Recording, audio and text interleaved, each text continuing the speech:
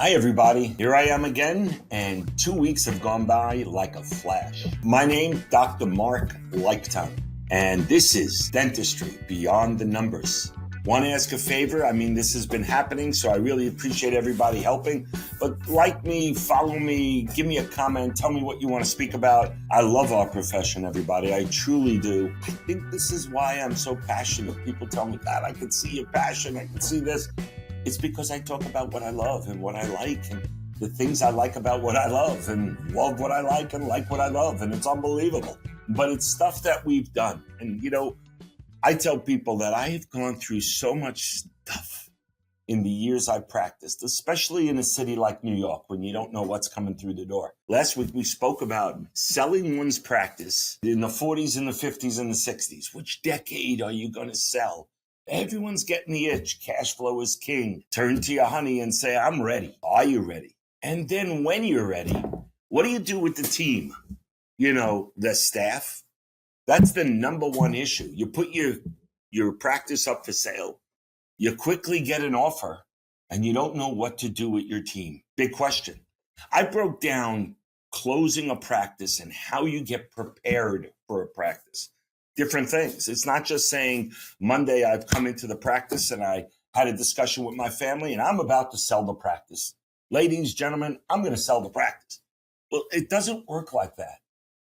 In my opinion, you ever see these things? I went through it in an apartment in New York City. The broker came in, spent a couple of hours, maybe half a day, staging the apartment. I got to be honest with you, it got so nice. I almost told them not to sell the apartment. We'll take it as is. But they staged the apartment. A difference maker. What'd they do? Well, they turned the couch around. They painted a wall. They made it more inviting. They did not put it up on the board. They did not put it on those multiple listings till they were ready. And I say, that's the way I looked at this through the years of selling practices. There are things we must get ready for. Not expensive things, not time-consuming things, but things that we must be wary of before we go to market. And our eye is got to be on the prize. There are three things. Facility, that is the practice itself. What does it look like? How does it work? What are the machinery? Do I need to clear the drains? Right? We're going to get into that. Staffing, team. When do I tell them? What do I tell them? Who do I tell first? We're going to get into that. That is huge because somebody who has bought and sold tens and tens, maybe 100 practices, but also, you don't buy 50 practices on the first 50 you see. You look at 300 before you buy 50. And I could tell you, I've looked at more than 300-400 practices in my lifetime. And the number one question I see and the number one issue that plays in the mind of the doctor is, what do I do with my team? I care for them. I love them. I want them. We'll go through that. Lastly is, we call it numbers and scheduling. It's really production, collection, schedule, all the numbers. But it's also payroll and marketing. What do I do?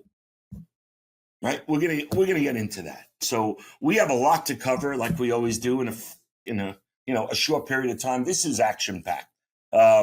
And how do all these things pertain to us? What pertains to various things? In my life, I've sold many, many practices. The least profit that I made on a practice was really the first one I sold alone. The first one I sold alone was a practice up in Yonkers, New York.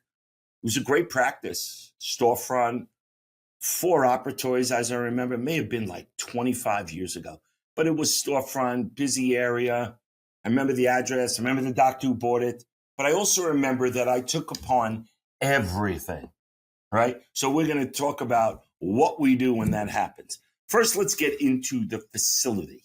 The facility is so important, because when I did it all myself and I was eager to sell, I remember coming in on Monday, making that decision, telling the people that I needed, the broker, we're selling, I'm ready. A little premature. On the facility, your practice is the mecca of what makes rain. They come in, they like the coziness, they like the busyness, they like the ambiance.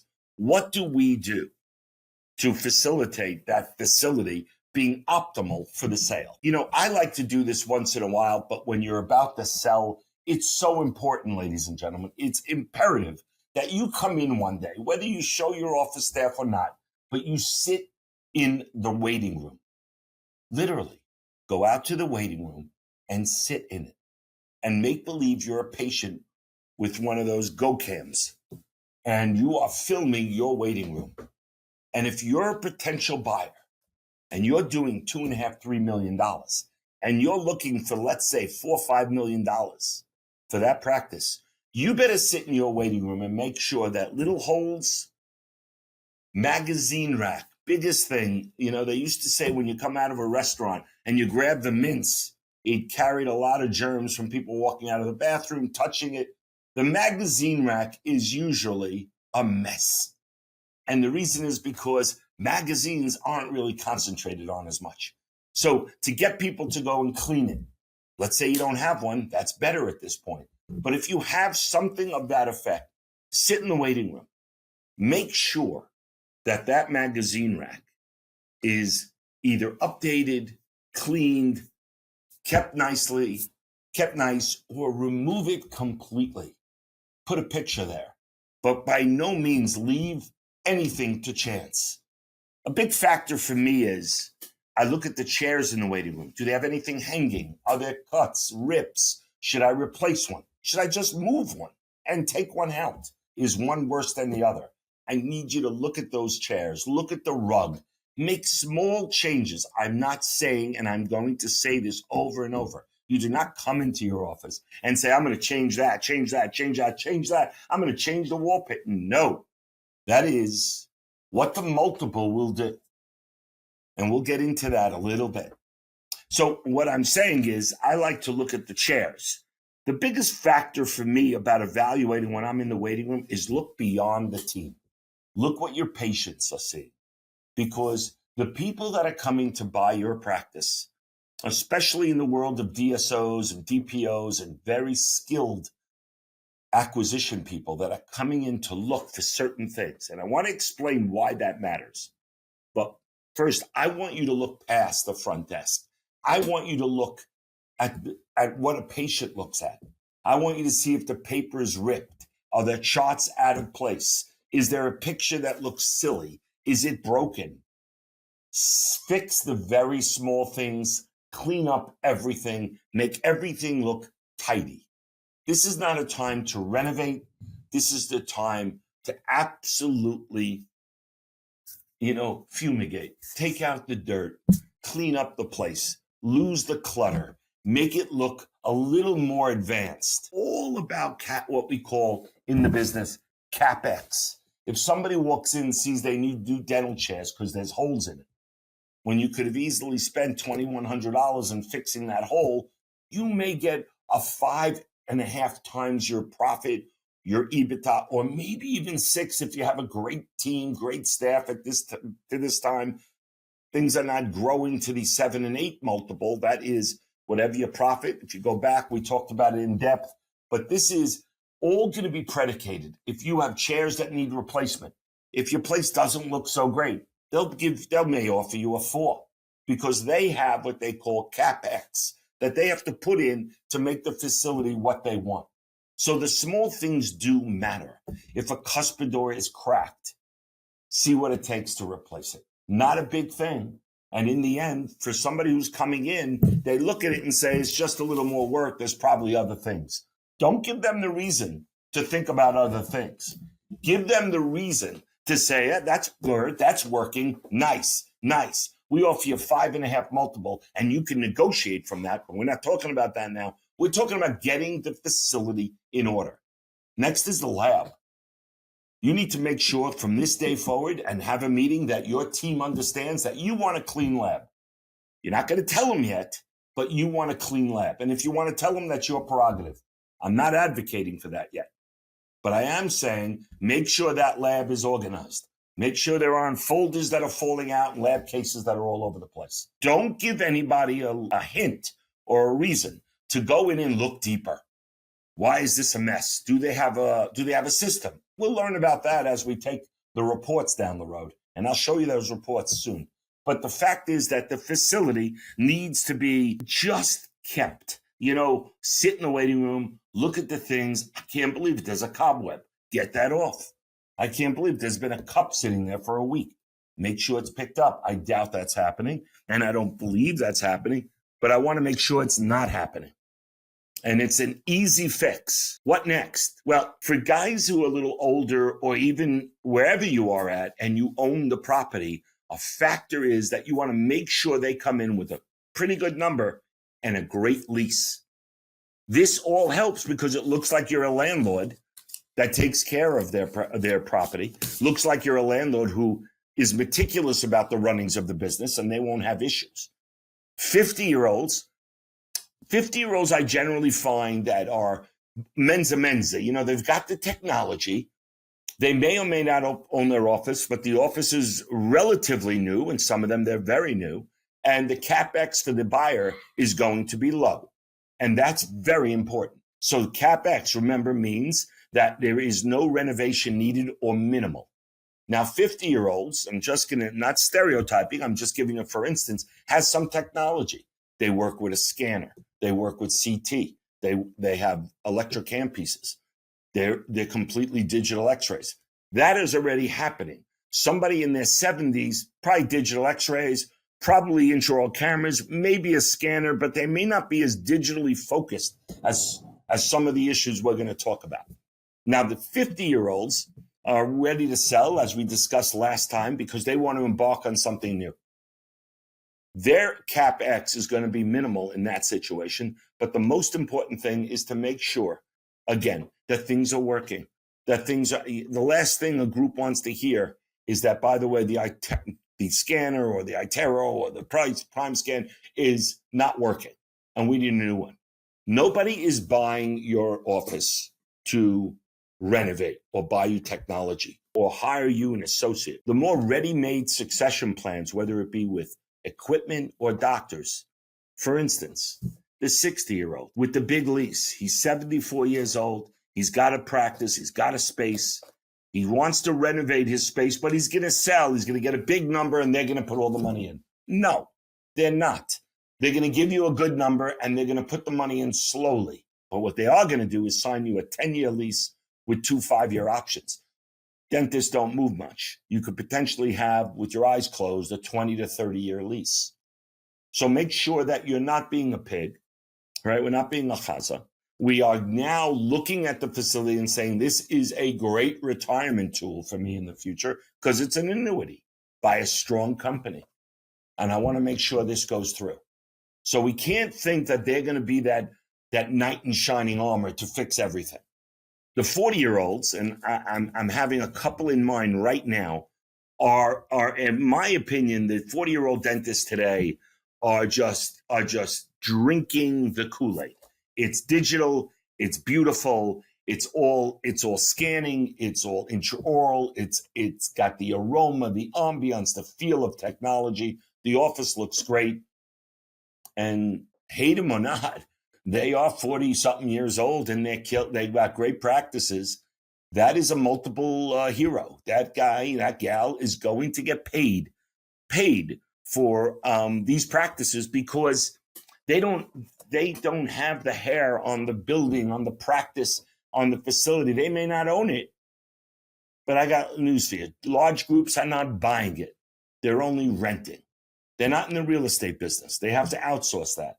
So if you've got a great office and technology is driven and EBITDA is high, great thing, facility. Make sure it's clean when that visit comes and straight through till the contract is signed. Might be a good habit to pick up. Stay true to the form of keeping your office clean and making sure your team gets the lab really cleaned up and organized. And that is so paramount because, like we talked about with the flow of an office, hygiene is the first person to see a practice. The waiting room, the front desk, the hallway, the ops, the hygiene op. These are the things that they really emphasize. And then the technology. If you're full of tech, you got some great look. You're really driving the band here. You're driving that car to acquisition, And eventually you're going to have some leverage to sell at a nice number at a better rate or a better multiple of your EBITDA. The next major thing is, as we discussed, is staffing. It's the number one question I hear all over. Doc, do I or do I not tell my staff? Well, I got to be honest. I'm going to give you a little history lesson. I talked about it before about the Yonkers deal. The reason that practice was so bad is because look at these reports, financial reports, patient statistics, right? Lease and equipment contracts, ensure accuracy of financial data, and so on and so forth. Patient records, contracts and agreements with vendors, all the marketing tools, the passwords. I am, for one, was incredibly poor at keeping these records. I was drilling and filling and billing and making myself that super generalist at that time of dentistry. To have somebody that does this is really imperative, in my opinion. So the question of, what do I do with my team? I want to tell docs that, the most important thing for me was that over the years, I developed a very strong working relationship with some managers. One or two in particular, they were managers, they were assistants, they helped me run the business for the last 10, 12 years. I have somebody that has helped me sell things, and I could not begin to gather this massive amount of reporting and keep my business going. But most important, as we get into the further on with this podcast, we're going to talk about how we don't want to lose any revenue. We don't want to go down. So if my 50% of my time is gathering reports and 50% of my time is trying to focus on patient care and whether I have multiple associates, one associates, no associates, hygiene checks, billing times, keeping up with the practices, finances, and accounts payables, we are going to have a problem. Selling is tough. Selling is difficult. The most important thing for me is that if you do have a manager that is somebody that's been with you for a number of years and you feel a trust, remember, it's my experience and my thoughts along the way of seeing all these practices that if that member, if that teammate, that person who has given 10, 12 years, 15, 20 years of their life to us, and we don't have the respect to tell them what's going on, then my fear is that they hear, or when they find out, they're going to look for another job because they don't trust us. So I like to always take one person, the person that has helped me get to where I'm going, and have a talk with her and tell her that as my manager, as my administrator, as my director, as my right arm, you will have a future.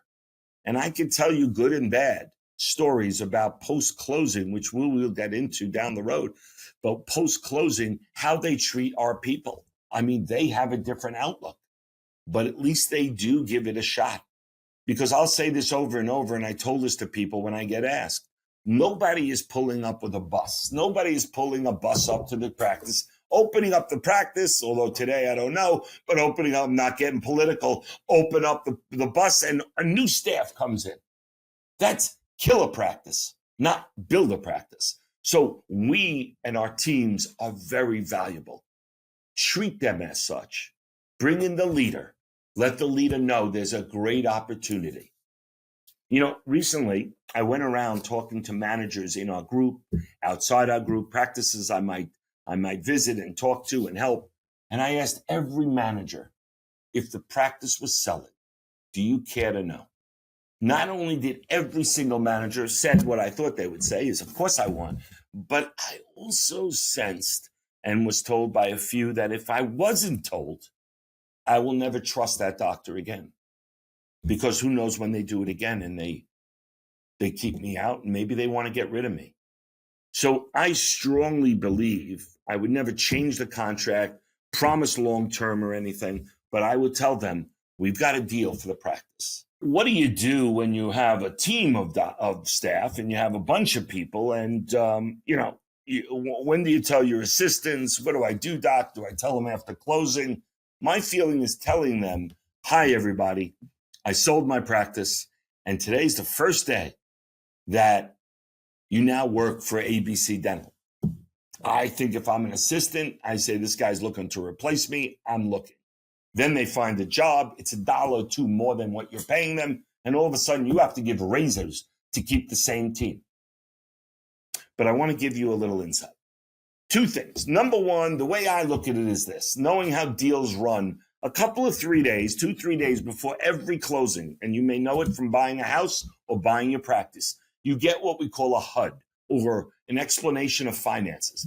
It is already means that the bank, the lender, the provider of funds has released and set aside the exact money that's needed for this transaction. At that point, they're making the deal. It's a 99% value that they bet that they're making that deal. I would gather my team. I would gather them, nothing fancy, no celebration. I'd gather my team. I already told, me personally, my head person. My manager was told, because I could not handle all the previous 3 months questionings, reporting, answers. Can you get me this report again? Private equity groups, and if we're seeing this mounting in the industry, are notorious, and we will get into the hardships and the pros and cons of going with these groups, but of buying and having transactions. They'll ask for the same thing over and over, and you're going to need help to get through that. But as far as the assistants, the other doctor, the other maybe an associate or even the hygienist, depending how close you are, I'd call him in right then and say, listen, ABC Dental has made me an offer I cannot refuse. And I'm sorry, but I'm selling. But I want you to know they offer medical benefits, 401k opportunity. They offer advancement. If you're good, they're going to utilize you. And if you have potential, they're going to bring it out in you. And they need to know that there's a future for them, that you've carved out the opportunity that nobody is leaving, and that you can do through negotiations at the tabletop. Then when you're talking numbers, you're going to say to them, I want to keep my team. It's very important to me. Now, with us, the group that took me out, Guardian Dentistry Partners, they're about keeping uniformity. They're about growing the doctor's genius. There are a number of groups out there. I know Guardian. So the team in the office is kept. Everybody then has the opportunity to shine or not shine. They're going to be graded. And if you're not doing great, they're going to say, listen, maybe it's not for us, but you're going to give that opportunity. A mentor of mine, I may have mentioned it before, always said to me, I can get you into Yankee Stadium, but I can't help you hit the curveball. And that is it. I'm as a doctor, as a seller, as having an asset they want, I can get you the job. But if they want you to do certain things and you keep not doing them right, or just have your own issue with it, that's not going to bode well. But we as clinicians, we need to talk positively to our team, because there is something in a transaction that as we go through it, it's going to be times you say, and we're going to get right into it in a minute, but for this aspect, I don't think it's proper for us to bring our team together and say, listen, they gave me an offer I can't refuse. I think they're terrible. And if I was you guys, I'm dealing with them, and they're giving me a big number, but I would leave and look for another job. That's really not being a very good seller. And, many times I talk about this over and over. Selling has a huge responsibility. We have to deliver to our buyers, who are paying us an enormous amount of money, hopefully. Money we didn't think we were getting in dental school when we were getting paid percentages of our gross. Now we're getting multiple of our profit. So if we're running at a 22 to 24, 25% profit margin, and I'm doing $3 million, well, $750,000, right? It's a pretty good number to get a 5-6 multiple for my $3 million practice. They're paying us a lot of money. And thereby, I want to talk positively. I want to deliver them the team that delivers me revenue, quality, and patient satisfaction, just like I've experienced. I want to be that guy. I want to be that moral compass. I'm saying now, the best seller is a seller that brings a full package, speaking positively. There'll be times with every group that you have gripes, But when we speak to our team, we tell them that day when we got the HUD, we're looking at these numbers, we go in and say, listen, and don't be bashful. Don't talk numbers, I don't think. Don't be braggadocious, I don't think you will. But tell them there is future growth for all of you. What's next? Next thing is probably the most important part of all this. And I call it numbers and scheduling. Production, collection, and scheduling. To me, the toughest time to sell a business, or should I say during the process of selling a business. So what happens? They call it the acquisition team or whatever, practice acquisition, or a broker with a doctor comes in, they look at the practice, they look around, they like it, they feel a location, the look of it suits them, I like it, it fits into our group, right? Then you go through the dance, they look at your numbers, they do a precursor to some of the numbers they ask for before they deep dive into the due diligence. You sign what we call a letter of intent to allow them to look under your hood. And then 3 months later, there's a closing. To me, those 90 days, toughest time in a transaction. I've had doctors, I call them up, I go, is Dr. Jones there? No, he's out. Call him the next day, is Dr. Jones? Can you tell me when Dr. Jones, he took a 2-week vacation. You're telling me he signed a letter of intent and planned, was it planned? No. He took a 2-week vacation. Oh, and by the way, he also stopped his marketing and stopped Saturday dentistry so he doesn't have to pay his hygiene. That is not going to be somebody who's going to get to the finish line. I'm going to tell you, there is no staff cutting. You probably signed it in the letter of intent. There's no hygiene cutting. There's no marketing cutting. There's no vacations that are not planned already. Do not plan them. There are no days or vendors that are cut. It is business as usual. Because if you're doing $200,000 a month and you're being bought on that number, and for the last 3 months, they look at your books and you did a total of $250 over 3 months, they're going to retrade your deal. They're going to say, maybe we've got it wrong, or we need another few months to look. And that is the biggest pain. What you need to do, you need to make sure that the marketing stays still. The everything we order, the doctor's schedule. And matter of fact, I often like to say that the most important time to be absolutely the best of what we can bring is those 90 to 120 days from letter of intent to close. Got a lot to do.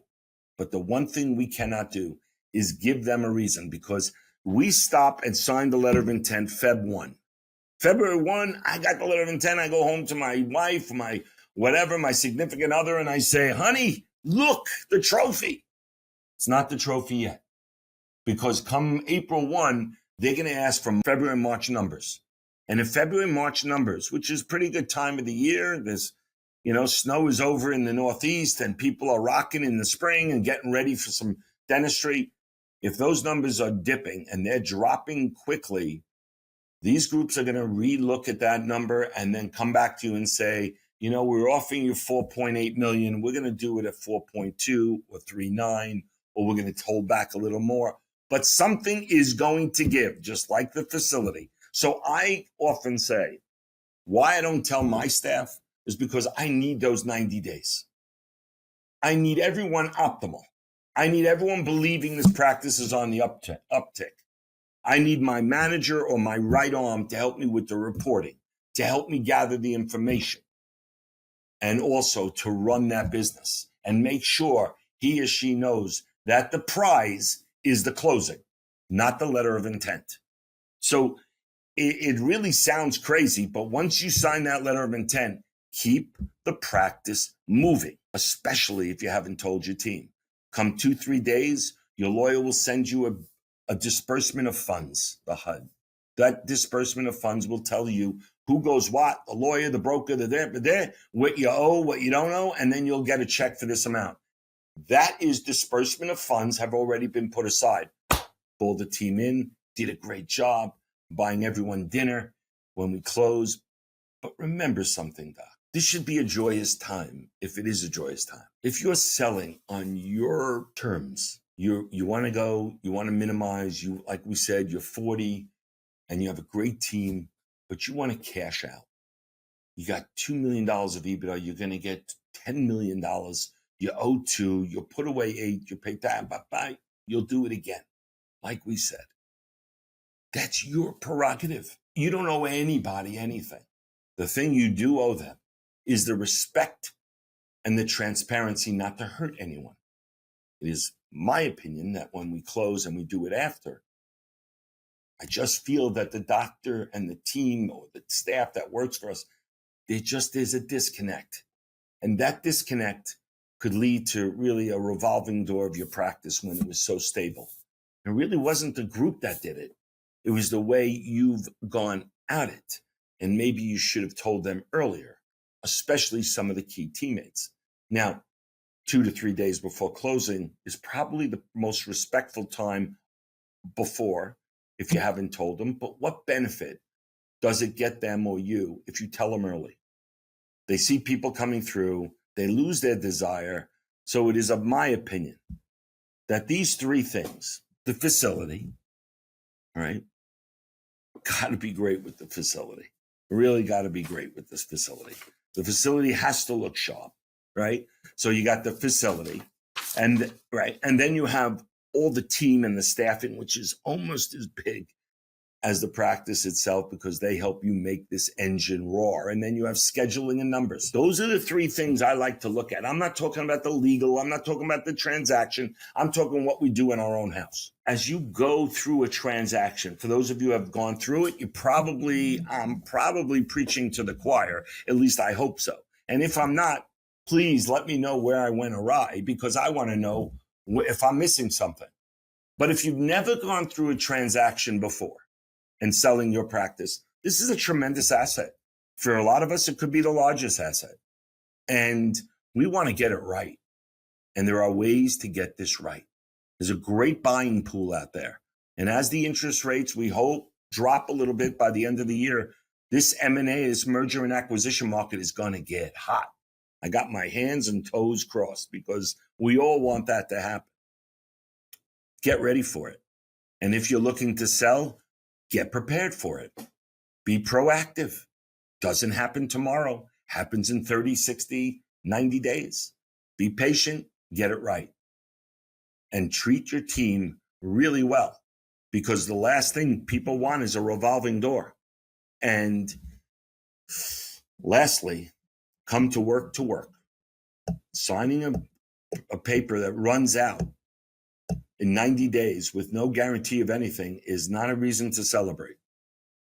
Be happy, put a pep in your step, but you gotta keep it quiet for most of the time because you just want to keep going and show those numbers when they're done with their due diligence.